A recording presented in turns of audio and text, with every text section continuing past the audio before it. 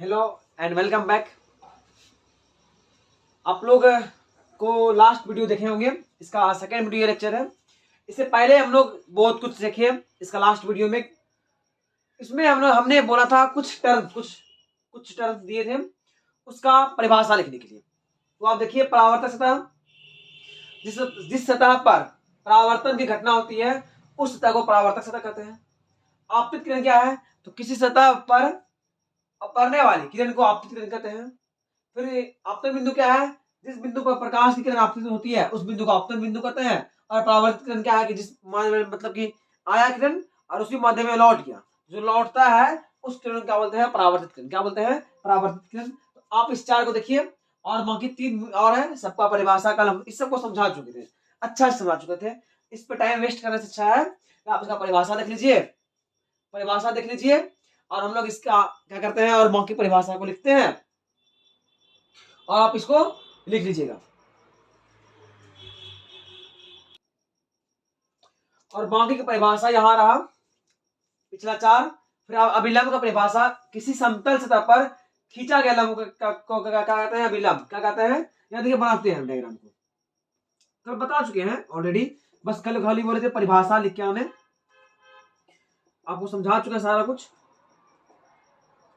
यहाँ देखिए, ये है परावर्तक सतह जिस पर परावर्तन घटना हुआ, ये है आपतित किरण, ये है परावर्तित किरण, ये है अभिलंब, ये है आपतन बिंदु जिस बिंदु पर आपतन और परावर्तन हुआ। ये देखिए, इसको बोलते हैं ये कोण जो बना है इसको बोलते हैं आपतन कोण, और ये कोण क्या है? परावर्तन कोण। इसको आर से लिखते हैं, इसे आर से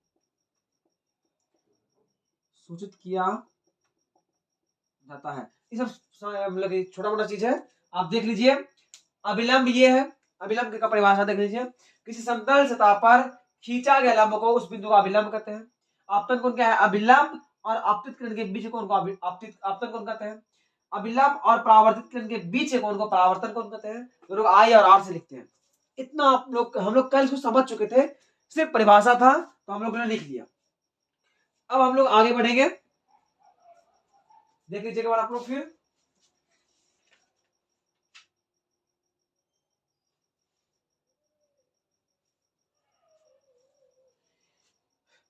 अब आप देखिए, समतल दर्पण पर जो प्रकाश गिरेगा इसका आरेख खींचते हैं, ठीक है ना। समतल दर्पण पर जो प्रकाश गिरेगा इसका आरेख खींचते हैं। लेकिन आपको एक बात पता होना चाहिए कि अगर समतल दर्पण पर कोई प्रकाश की किरण, एक वस्तु लीजिए, अगर समतल दर्पण पर कोई प्रकाश की किरण लंबवत गिरती, किस तरह से गिरती है? लंबवत गिरती है, तो क्या होगा? कि वो आएगा इधर ही और जाएगा भी इधर। अगर ये समतल दर्पण पर क्या होता है? लंबवत गिरता है। अगर कोई प्रकाश की किरण समतल दर्पण पर लंबवत गिरती है तो क्या होगा कि जिस रास्ते से आया उसी रास्ते से लौट जाएगा। तो इसको आप लिख दीजिए कि अगर प्रकाश की किरण, देखिएगा, दर्पण पर लंबवत, आपतन आपतित किरण, आपतन कोण और परावर्तन कोण का मान नहीं बोले। प्रकाश की किरण दर्पण पर लंबवत गिरती है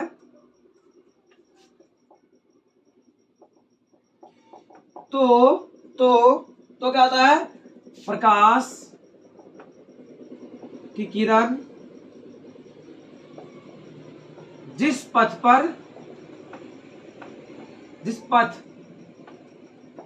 से आती है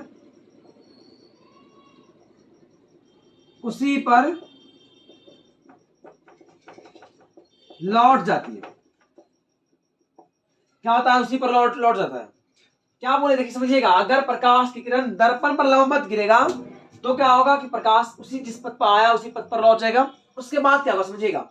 यहां पर कोई बता सकता है आपतन कोण का मान कितना होगा? कमेंट कीजिए इस कंडीशन में आपतन कोण का मान और परावर्तन कोण का मान।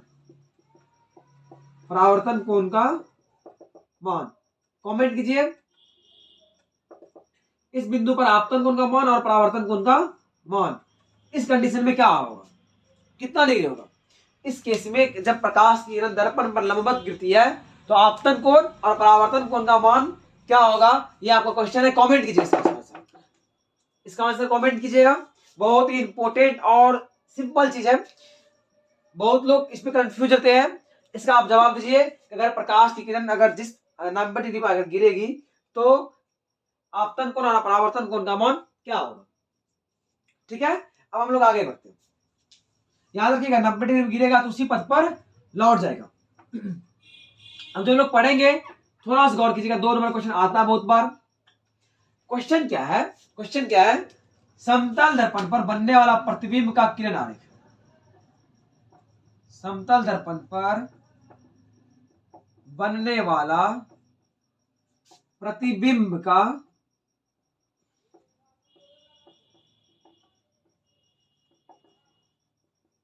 किरण आरेख। समतल दर्पण पर बनने वाला प्रतिबिंब का किरण आरेख, समझिएगा सिंपल है, एकदम अच्छा आसान है। देखिए क्या होगा, मानिए एक यहां क्या है दर्पण, यहां नहीं लेते हैं ऊपर लेते हैं, दर्पण कैसा दर्पण है, समतल दर्पण है, कैसा है समतल दर्पण है। मानिए यहां एक ऑब्जेक्ट है, यहां एक वस्तु है ओ, एक वस्तु है ओ। देखिए यहां क्या क्या होगा, इससे प्रकाश निकलेगा एकदम सीधा, दर्पण में लंबवत गिरे तो क्या होगा, एकदम 90 डिग्री गिरा, क्या होगा, क्या होगा, जिस पथ से आया था उसी पथ पर लौट जाएगा, जिस पथ से आया था उसी पथ पर लौट जाएगा। अब देखिए फिर यहां से फिर चलो, यहां से पॉइंट यहां चलो इस तरह से, फिर क्या होगा कि जितना एंगल पर आया है उतना ही एंगल पर लौट जाएगा। इसको पीछे बढ़ाइए, इसको पीछे बढ़ाइए, देखिए यहां आप मिला, यही बिंदु बिंदु क्या हो गया मेरा, इन प्रतिबिंब क्या हो गया, प्रतिबिंब। कैसा प्रतिबिंब है देखिए तो, कैसा है, काल्पनिक और उल्टा है, काल्पनिक और क्या है उल्टा, यहां क्या वाला मेरा इमेज। तो ये क्वेश्चन आता है समतल दर्पण पर बनने वाला प्रतिबिंब का किरण आरेख खींचे। 2 नंबर में आता है सिंपल सा खींच देना। ये कौन क्या है, ये कौन है, कौन आई, ये कौन क्या है, कौन आर, ये बना इमेज, ये है और ओ। अब थोड़ा देखिए खासियत, ये जो प्रतिबिंब बना इसका प्रकृति क्या है, इसका प्रकृति है काल्पनिक है, उल्टा है, फिर देखिए काल्पनिक और उल्टा है, फिर वस्तु के बराबर है, और जितना दूर दर्पण है वस्तु है, जैसे यहां देखिए यहां से ये दूरी x होगा, तो वस्तु दूरी क्या बोलते हैं u, उतना है दूरी क्या होगा, ये v होगा। याद रखिएगा समतल दर्पण में वस्तु दूरी और प्रतिबिंब दूरी क्या होता है, बराबर होता है। तो क्या है, वस्तु के दूरी के बराबर प्रतिबिंब बनता है। देखिएगा 3 बात, काल्पनिक और उल्टा है, वस्तु के बराबर है, यानी जितना बड़ा ये वस्तु उतना बड़ा ये वस्तु, ये इमेज है। उसके बाद फिर क्या है कि ये जो दूरी है, जैसे मान लीजिए हम दर्प समतल दर्प से 10 मीटर पीछे है, तो मेरा इमेज बनेगा भी पीछे 10 मीटर ही, पीछे 10 मीटर ही। तो आप देख लीजिए इसको, इसका प्रॉपर्टी लिखेंगे, इसके प्रतिबिंब का प्रॉपर्टी लिखेंगे, गुण लिखेंगे। आप एक बार देख लीजिए, स्क्रीनशॉट ले लीजिए, सिंपल है एकदम, ऐसा खींचेंगे 2 नंबर मिलेगा एग्जाम में, 2 नंबर मिलेगा, सिंपल है। अब आप देखिए समतल दर्पण से बनने वाला प्रतिबिंब का गुण, समतल दर्पण से बनने वाला प्रतिबिंब का गुण क्या होगा, देखिए तो प्रतिबिंब का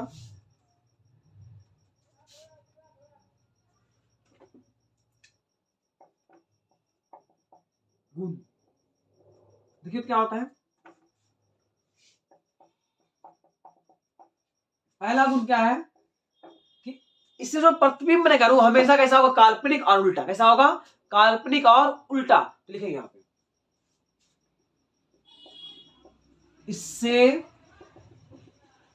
बनने वाला प्रतिबिंब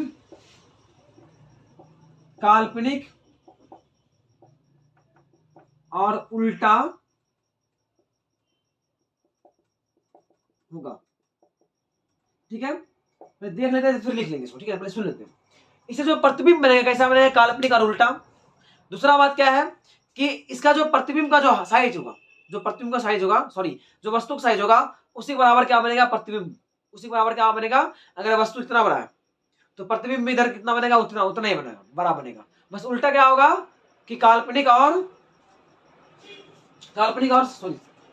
सीधा बनता है। काल्पनिक और सीधा कैसा बनेगा, काल्पनिक और सीधा। आप देखिएगा, काल्पनिक और सीधा, इससे बनने वाला प्रतिबिंब काल्पनिक और सीधा होगा। ठीक है, दूसरी बात, पिछले बार आप सही कर लीजिएगा, काल्पनिक और सीधा होता है, उल्टा नहीं होता है। उल्टा तो वास्तविक और उल्टा होता है। सॉरी माफ कीजिएगा। दूसरा क्या है, जितना पीछे वस्तु होगा उतना पीछे इमेज बनेगा, यानी वस्तु दूरी और प्रतिबिंब दूरी क्या होता है, बराबर होता है। तो समतल दर्पण में वस्तु दूरी u और प्रतिबिंब दूरी भी बराबर होता है। समतल दर्पण में वस्तु दूरी u और प्रतिबिंब दूरी भी बराबर होता है। तीसरा नंबर बात समझिए, समतल दर्पण में प्रतिबिंब की ऊंचाई और वस्तु की ऊंचाई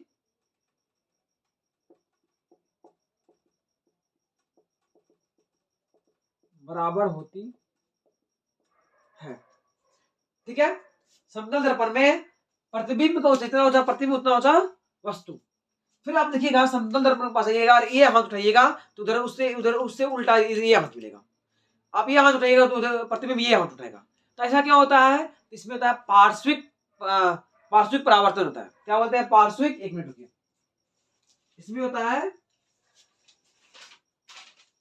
पार्श्विक रूप से उल्टा बनता है। कैसा होता है, पार्श्विक रूप से उल्टा, मतलब कि अगर ये हाथ हिला रहे तो इधर ये हाथ हिलाएगा, अगर ये हाथ हिला रहे तो इधर ये हाथ हिलाएगा। इसमें क्या है कि समतल दर्पण में बनने वाला प्रतिबिंब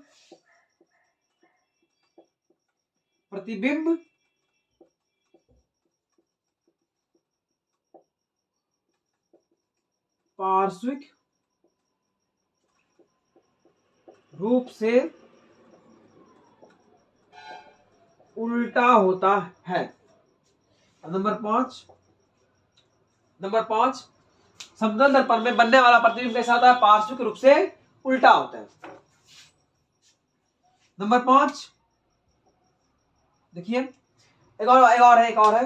देखिए, इससे बनने वाला प्रतिबिंब काल्पनिक और सीधा हुआ, वस्तु दूरी प्रतिबिंब दूरी बराबर है, और क्या है कि ये पार्श्विक रूप से उल्टा है, प्रतिबिंब को ऊंचाई और वस्तु ऊंचाई क्या है, बराबर है। एक और है कि इसका प्रतिबिंब को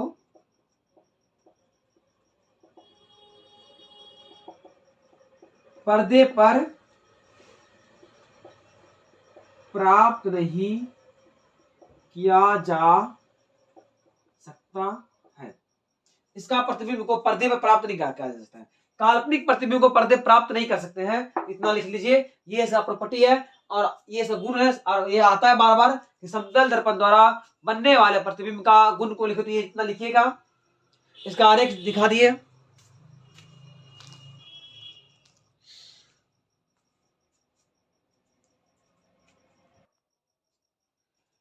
अब आप देखिए, अब हम लोग आते हैं, इसको देखने के बाद अब हम लोग आगे आते हैं गोलीय दर्पण। कहां आते हैं, गोलीय दर्पण। तो गोलीय दर्पण क्या होता है समझिएगा पहले। तो गोलीय दर्पण क्या होता है, किसी खोखला गोला का एक भाग होता है। गोलीय दर्पण क्या होता है, गोलीय दर्पण किसी खोखला गोला का क्या होता है, एक भाग होता है। समझिएगा एकदम बहुत आराम से, जैसे समझिएगा, ये क्या है, गोला है। अब गोला क्या होता है, आप लोग तो समझते हो, गेंद समझिए, गेंद है ना, एक गेंद लीजिए। अब गेंद को दो भाग में काटिए, काट सकते हैं, सर काटते हैं। देखिए, एक भाग ये हो गया, एक भाग ये हो गया, एक भाग को मिटाते हैं, समझते हैं। एक दो गेंद लिए, उसको काटे, अरे इस तरह से हो गया। तो ये क्या है कि किसी गोला का भाग है ना, एक किसी खोखला गोला का भाग है। गोले दर्पण क्या होता है, किसी खोखला गोला का भाग है, उसका एक भाग को या तो आगे या फिर पीछे रंग करके हम लोग जिस तरह का दर्पण बनाते हैं उस दर्पण को गोलीय दर्पण कहते हैं। क्या कहते हैं, गोलीय दर्पण।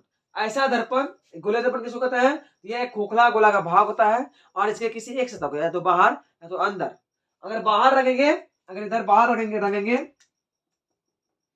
तो कौन सा मिलेगा, अवतल दर्पण मिलेगा।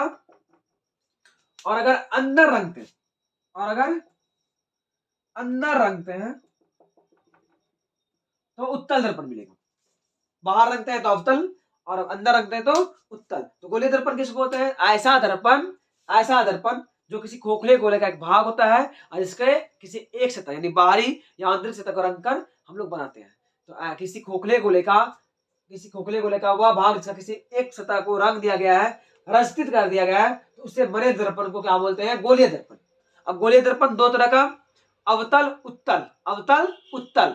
अवतल क्या है, तो जिसका बाहरी सतह रंगते हैं, जिसका बाहरी सतह रंगते हैं उसे अवतल कहते हैं, और जिसका आंतरिक सतह रंगते हैं, अंदर के सतह रंगते हैं उसे उसे उत्तल कहते हैं। जिसका बाहरी सतह का रंग दिए अवतल, जिसका अंदर सतह रंगे उत्तल। समझिएगा, मिटाते हैं इसको।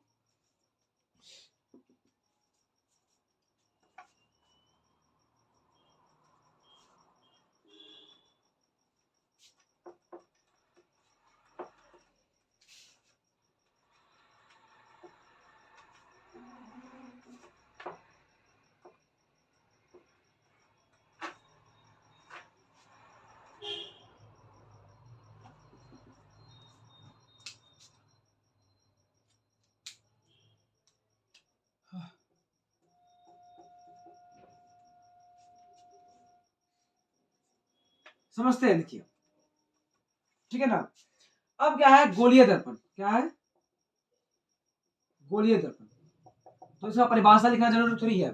किसी खोखले गोले का वह भाग जिसका एक सतह आंतरिक या बाहरी सतह को रस्तित कर दिया जाए, तो इससे निर्माण निर्माण गोला को गोलीय दर्पण कहते हैं। इसे निर्माण दर्पण को गोलीय दर्पण कहता है। किसी खोखले खोखले गोले का वह भाग जिसमें उसके किसी एक भाग को रचित, मतलब क्या होता है, रंग दिया जाता है, रचित कर दिया जाए, उसे गोलीय दर्पण कहते हैं। अब दो तरह दर्पण है, इस तरह से देखिए, इस तरह से हो गया, इसका अंदर का भाग करेंगे, और एक इस तरह से इसका बाहर का भाग करेंगे। जिसका अंदर का भाग रंगे उसको क्या है, उत्तल दर्पण। क्या कहे, उत्तल दर्पण। इसका अंदर का भाग करेंगे इसको क्या बोले,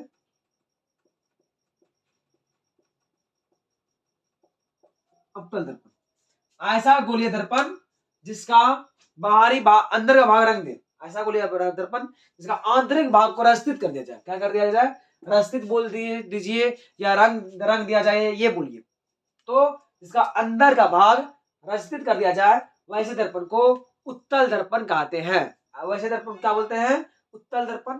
और ऐसा दर्पण जिसका बाहर भाग को रंग दिया जाए उसे क्या बोलते हैं, अवतल दर्पण। उसे क्या बोलते हैं, अवतल दर्पण। इसका भी परिभाषा आप लोग लिखिएगा, और लिख करके मेरा व्हाट्सएप नंबर तो पता है, लिख देते हैं। जैसे कल भेजे थे उसी प्रकार भेजना है मेरे व्हाट्सएप नंबर पर। इसका परिभाषा उत्तल दर्पण और अवतल दर्पण सेम है एकदम। तो वह गोलीय दर्पण जिसका आंतरिक भाग रस्तित क्या हो, आंतरिक भाग रस्तित क्या हो, उस दर्पण को, उस गोलीय दर्पण को क्या बोलते हैं, उत्तल दर्पण। और वह गोलीय दर्पण जिसका जिसका जिसका बाह्य भाग, जिसका क्या हो, बाह्य भाग रंगा हो हुआ हो, उसे अवतल दर्पण कहते हैं। ठीक है, तो ये परिभाषा आप लिख दीजिएगा। अब हम लोग बढ़ते हैं गोलीय दर्पण का कुछ कुछ इंपोर्टेंट टर्म्स। तो आप देखिए,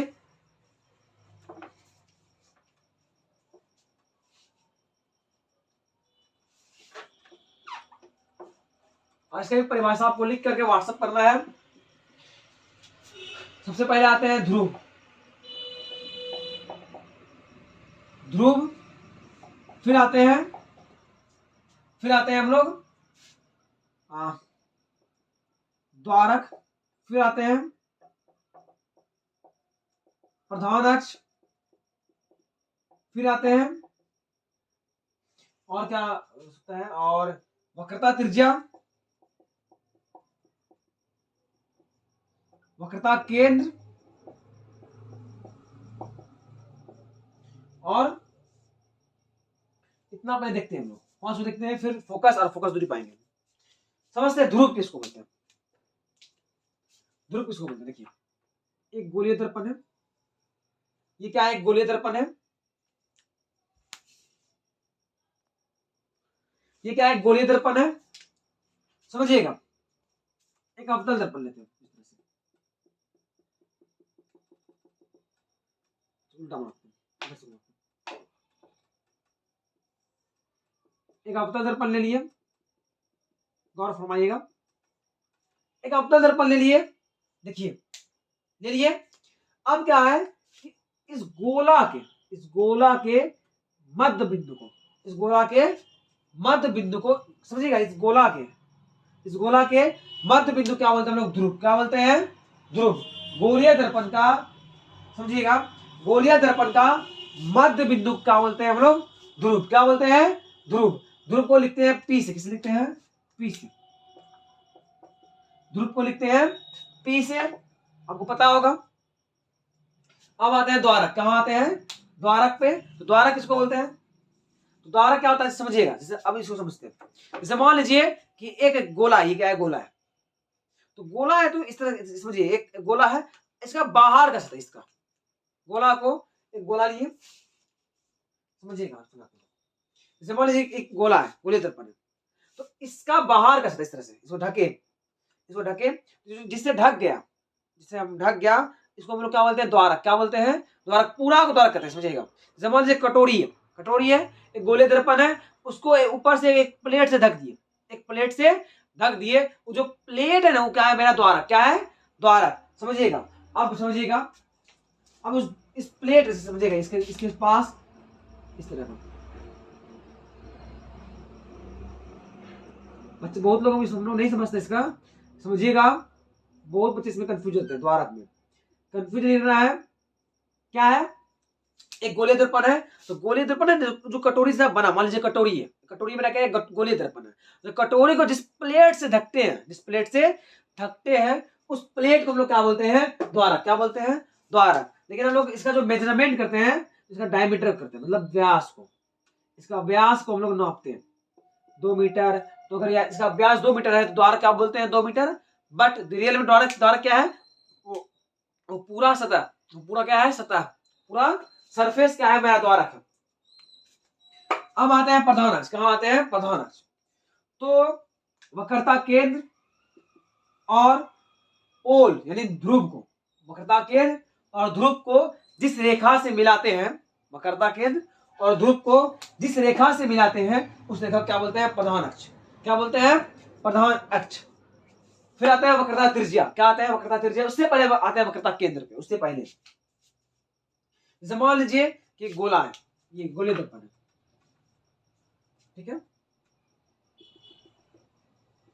ये इसे काट कर निकाले, ये पूरा एक गोला था, इतना बड़ा गोला था, इतना बड़ा गोला था, इसको यहां से काटे, यहां से काटे और निकाले इस तरह से, गोलीय दर्पण। तो गोलीय दर्पण जिस गोला का भाग होता है, पिछली बार ध्रुव क्या था? गोलीय दर्पण का केंद्र को बोलते हैं गोलीय ध्रुव। अब सोचिए, गोलीय दर्पण जिस गोला का भाग था, उस गोला के केंद्र को हम लोग बोलते हैं वक्रता केंद्र। उस गोला के केंद्र को क्या बोलते हैं? वक्रता केंद्र। गोलीय दर्पण जिस गोला का भाग था, उस गोला के केंद्र को क्या बोलते हैं हम लोग? वक्रता केंद्र। अब क्या है? वक्रता त्रिज्या। तो उस गोला, जो गोलीय दर्पण जिस गोले का भाग होता है, गोलीय दर्पण जिस गोले का भाग होता है, उसकी त्रिज्या को वक्रता त्रिज्या कहते हैं, और उसके केंद्र को वक्रता केंद्र कहते हैं। वक्रता त्रिज्या को R से लिखते हैं और केंद्र को C से, केंद्र को C से। ठीक है, अब देखिए वक्रता त्रिज्या को R से और वक्रता केंद्र को C से लिखते हैं। अब इसमें है फोकस, क्या है? फोकस और फोकस दूरी। फोकस किसको बोलते हैं समझिएगा, जितना भी किरण, इसको मिटाते हैं, क्लीन करते हैं। वक्रता केंद्र और वक्रता त्रिज्या समझ में आया ना? अब इसको क्लीन करते हैं, देखिएगा।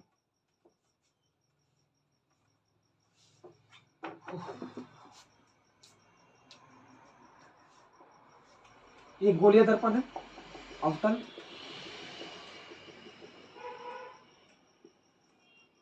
ये हो गया मेरा प्रधान अक्ष, ये केंद्र, ये पोल, समझिएगा।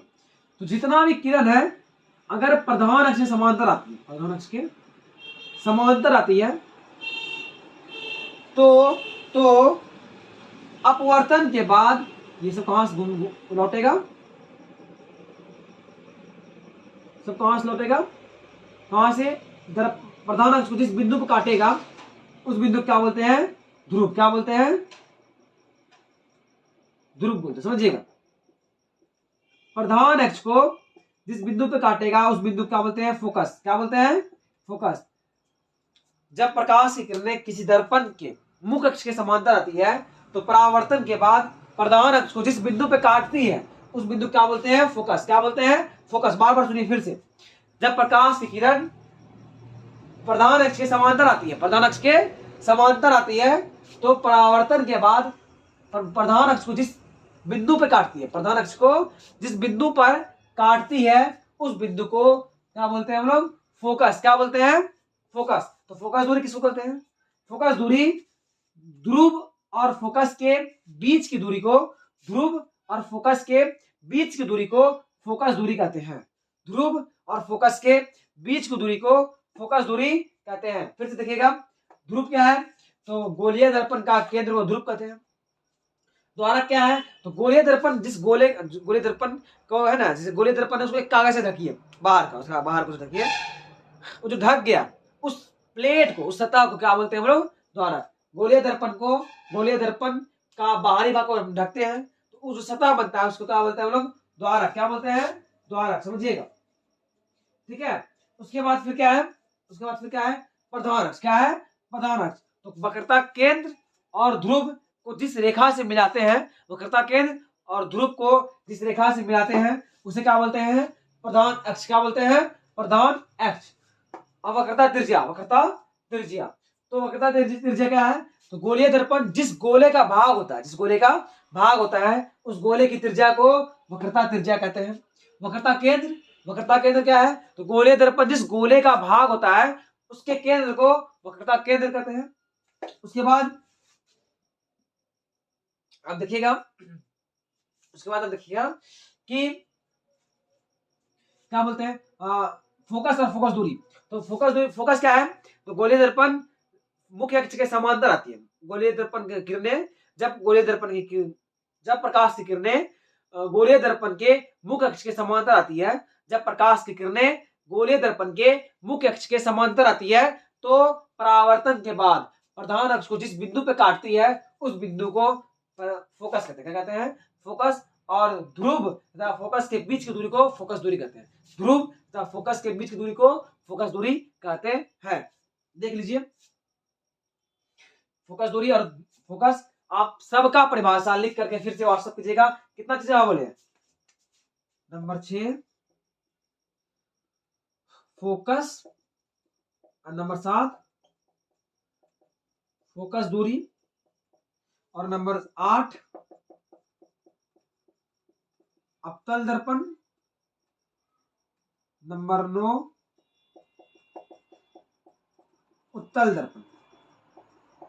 हमें आपका मैसेज का, आपका फोटो का इंतजार रहेगा।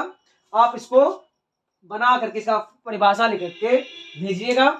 इसके बाद हम लोग, आप इसका भेजिए और हम लोग अभी आगे बढ़ते हैं। हम लोग आगे बढ़ते हैं, देखिए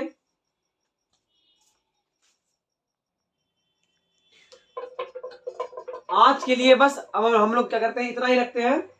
लेकिन एक बात आप लोग जान लीजिए, इस आज हम लोग 2 वीडियो कर चुके हैं, ये मिला के 2 वीडियो हो जाएगा। कल यानी कल ये चैप्टर खत्म हो जाएगा। बट सिर्फ वीडियो देख करके सुन करके अगर छोड़ देंगे तो कोई फायदा होने वाला नहीं है। हम लोग क्या करेंगे कि कल के बाद यानी परसों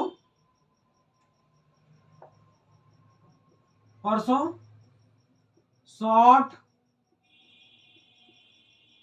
आंसर क्वेश्चन करेंगे इस चैप्टर का, समझिएगा। शॉर्ट आंसर क्वेश्चन करेंगे, ये 2 नंबर वाले क्वेश्चन करेंगे। इसमें जो बिहार बोर्ड में आ चुका है अच्छी बात है, जो नहीं भी आया है जो कि इंपॉर्टेंट है, जो कि अच्छा क्वेश्चन है 2 नंबर वाले, हम लोग परसों करेंगे। लेकिन ये परसों तभी सक्सेस होगा जब आप पढ़ के आइएगा, जितना कुछ पढ़ाया गया इसको लिख करके समझ करके रहिएगा। तो परसों क्या होगा देखिएगा, आपको याद हो जाएगा 90%, आपको इसको पता होगा।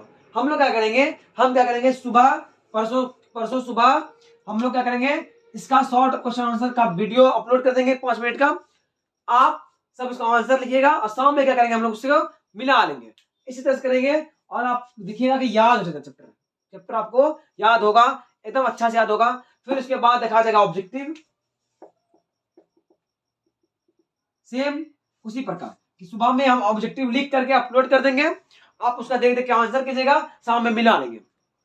और एक बात याद रखिएगा, अब जो है कि कल आपको क्या करना है कि कल इस चैप्टर को खत्म करना है, याद करके पूरी तरह से खत्म करना है। क्या है कि अगर आप फिर सोचिएगा कि आप पढ़ लिए फिर एग्जाम के बाद रिवाइजिंग करेंगे, रिवाइजिंग करते करते सब बेकार हो जाएगा। आपको रिवाइज नहीं करना है, अब चैप्टर को याद करके खत्म करना है। अब चैप्टर क्या करना है, याद करके खत्म करना है। तो आप क्या करना होगा हम लोग को कि परसों यानी कल तो हम क्या करेंगे, इस चैप्टर को खत्म कर देंगे। तो कल जब जैसे वीडियो मिलेगा आपको, देख करके जितना कुछ लिखा हुआ है सब कुछ को याद कर लेना है, माइंड में घुसा लेना है क्या क्या है क्या नहीं है। अब इससे कोई कुछ भी पूछेगा बिहार बोर्ड तो मेरा सब कुछ बनना चाहिए। तो हम लोग क्या करेंगे, इसको देखेंगे परसों, लेकिन कल हम लोग इस चैप्टर को कंप्लीट करेंगे। आज के लिए बस इतना ही। अब आप लोग जाके इसको याद कीजिए और इसको खत्म कीजिए।